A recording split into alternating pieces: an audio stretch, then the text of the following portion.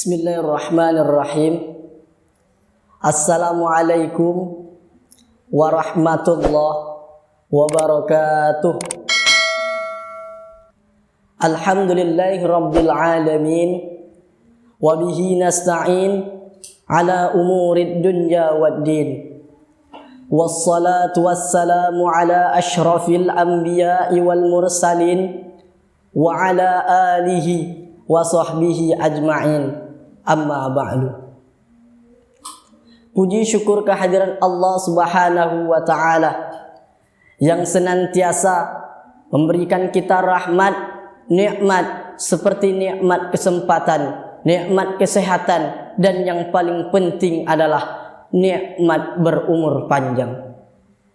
Salawat dan salam tidak henti-hentinya kita kirimkan kepada junjungan alam, yakni Nabi besar kita Muhammad sallallahu alaihi wasallam, dengan mengucapkan lafaz Allahumma salli ala sayyidina Muhammad wa ala ali sayyidina Muhammad. Semoga kita adalah menjadi umat yang mendapat syafaatnya di akhir nanti. Amin amin ya rabbal alamin. Hadirin yang dirahmati oleh Allah, dalam beberapa bulan terakhir ini banyak sekali musibah yang menimpa negeri kita. Di antaranya seperti wabah COVID-19, banjir, longsor, kebakaran, dan lain-lain. Di dalam peristiwa tersebut dapat kita memetik hikmah mengapa bencana tersebut terjadi. Mungkin banyak pendapat yang mengatakan bahwa bencana tersebut bisa-bisa saja terjadi. Barangkali menurut para ahli geologi, barangkali ia akan mengatakan bahwa peristiwa ini adalah peristiwa alam biasa. Mungkin akan ada juga yang mengatakan kejadian-kejadian tersebut merupakan pertanda akhir zaman. Dengan demikian, bencana tersebut bisa terjadi kapan saja yang apabila Allah kehendaki. Terlepas dari antisipasi manusia, menurut pandangan Al-Quran itu beda. Musibah-musibah yang terjadi itu merupakan ketentuan yang telah digariskan oleh Allah. Seperti takdir. Takdir itu adalah ketentuan yang telah digariskan oleh Allah. Sebagaimana Allah Subhanahu wa ta'ala berfirman di dalam Al-Quran, surah At-Taubah ayat 51. A'udzu billahi minasyaitonir rajim. Bismillahirrahmanirrahim. Qul la yusibana illa ma kataballahu lana huwa maulana wa 'alallahi falyatawakkalul mu'minun. Yang artinya, katakanlah, sekali-kali tidak akan menimpa kami melainkan apa yang telah ditetapkan oleh Allah kepada kami. Dialah pelindung kami, dan hanya kepadanya lah orang-orang beriman harus bertawakal. Hadirin yang dirahmati oleh Allah, di dalam Al-Quran Allah menegaskan bahwa setiap dari kita itu akan mati nantinya, tidak lain karena musibah. Musibah itu adalah ketentuan yang telah ditetapkan oleh Allah kepada hambanya, dan apabila kita mengingkarinya, maka kapan saja Allah bisa memberi musibah kepada kita.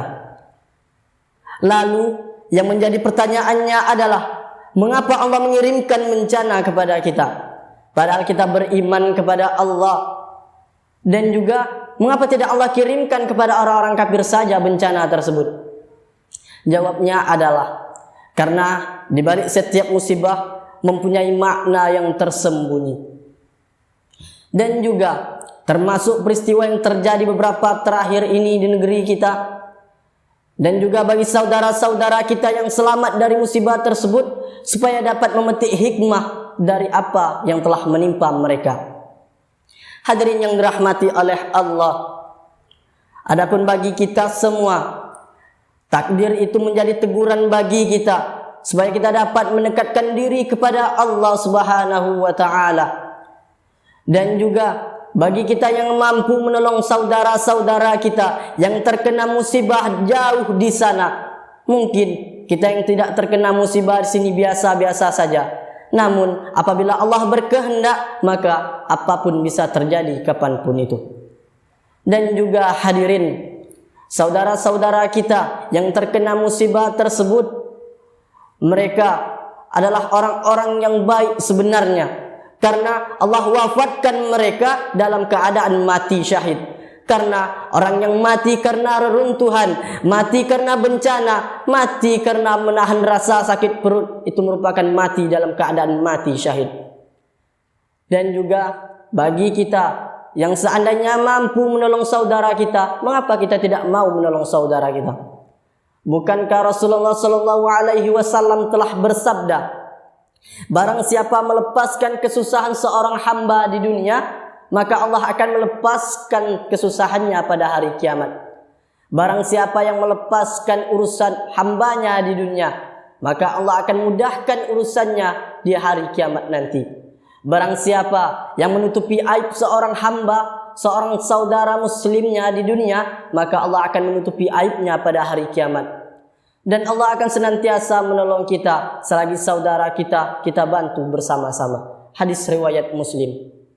Di dalam hadis lain, Rasulullah SAW juga bersabda, Haqqul muslimi 'alal muslimi sittun, idza laqitahu fasallim 'alaihi, wa idza da'aka fa'ajibhu, wa idza istansahaka fansahu, wa idza 'atasa fahamidallaha fasammithu, wa idza marida fa'udhu, wa idza mata fatba'hu.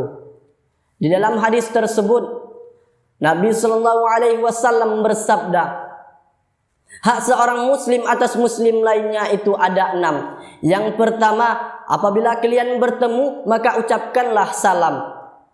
Dan apabila dia mengundangmu, maka penuhilah undangannya tersebut. Dan apabila dia meminta nasihat kepadamu, maka nasihatilah ia. Dan apabila dia bersin di depanmu, maka jawablah alhamdulillah. Dan apabila dia sakit, maka jenguklah. Dan apabila dia mati, maka antarkanlah jenazahnya. Hadis riwayat Muslim.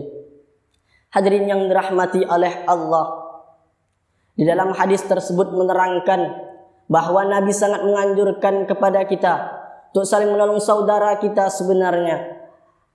Dan juga bagi kita semua yang mampu sebenarnya menolong saudara kita, mengapa kita tidak mau menolongnya?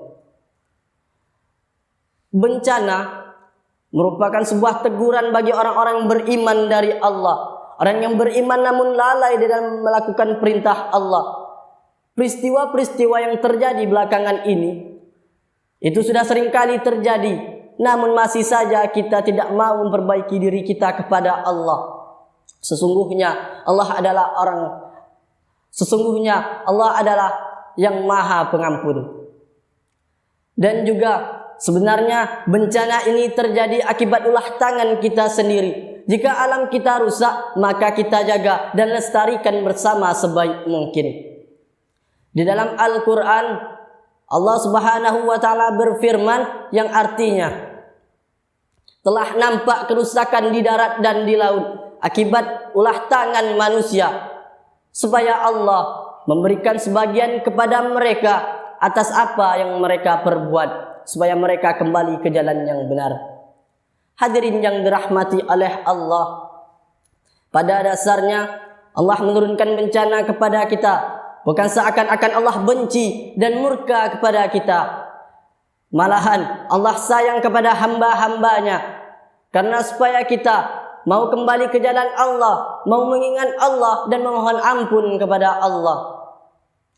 Dan juga hadirin, bagi kita yang mungkin tidak terkena musibah, bisa saja Allah menurunkan bencananya hari ini, dan itu tidak bisa kita pungkiri semuanya.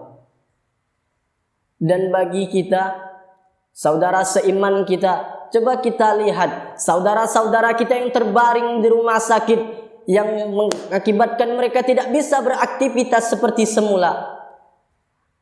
Dan juga saudara-saudara kita yang telah wafat, kita untuk selalu mendoakan mereka supaya mereka diwafatkan dalam keadaan husnul khatimah dan dalam keadaan mati syahid. Dan juga Siapa yang kuat membantu yang lemah, dan siapa yang mempunyai harta supaya dapat menginfakkan hartanya kepada orang-orang yang membutuhkan. Seharusnya kita malu kepada Allah apabila kita tidak mau membantu saudara kita, padahal kita mampu membantunya. Dan juga di dalam hadis Rasulullah SAW bersabda, "Laisa minna man la yahtam bi umuril muslimin." Tidaklah termasuk golongan kita mereka yang tidak peduli persoalan-persoalan umat Islam. Di dalam hadis tersebut hadirin, Nabi SAW tidak mengakui orang-orang yang tidak mau, yang tidak peduli urusan-urusan umat Islam termasuk dalam golongan mereka. Hadirin yang dirahmati oleh Allah, adapun bagi kita umat Islam, selepasnya bencana ini, maka persaudaraan kita akan semakin kuat, akan semakin kokoh nantinya. Jika kita menyadari bahwa di balik bencana yang mengerikan itu ada hikmah tersendiri di baliknya, dan juga menjadi ujian bagi umat Islam, dan itu akan membuat kita semakin dekat kepada Allah Subhanahu wa taala tentunya. Sudahkah kita menjadi seperti penggambaran Rasulullah SAW? Umat Islam yang satu dengan yang lainnya itu seperti bangunan yang saling menguatkan. Itulah penggambaran Rasulullah SAW. Hadirin yang dirahmati oleh Allah, maka akhirnya bagi kita yang selamat dari bencana atau yang tidak terkena bencana, supaya dapat mendoakan saudara-saudara kita yang terkena bencana tersebut. Apalagi yang sudah meninggal, yang sudah Allah wafatkan, semoga mereka tenang di sana dan juga dimasukkan oleh Allah ke dalam surganya bersama orang-orang yang soleh. Dan bagi kita yang masih diberi keselamatan, untuk supaya dapat meningkatkan diri kepada Allah, memperbaiki diri kita, memohon ampun kepada Allah, dan hanyalah kepadanya lah orang-orang beriman harus bertawakal. Demikianlah yang dapat saya sampaikan. Lebih atau kurangnya saya mohon maaf. Semoga yang saya sampaikan dapat bermanfaat bagi kita semua. Wabillahi taufiq wal hidayah. Wassalamualaikum warahmatullahi wabarakatuh.